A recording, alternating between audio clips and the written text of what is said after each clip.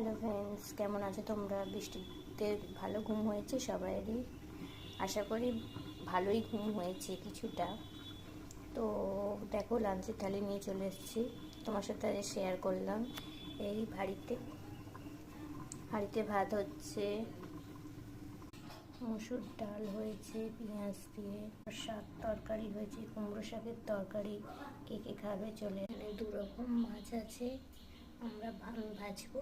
আর দেখতে গরম হয়ে গেছে, মাছগুলো দিয়ে দেবো। সঙ্গে বাটা মাছগুলো দিয়ে দিয়েছি। এখানে 2 রকম মাছ, একটা পোনা মাছ দিয়ে দিলাম। মাছ যখন ভাজবেন তখন মাছ ছেটকালে একটু নুন দিয়ে দেবেন, দেখবেন মাছ ছেটকাবে না।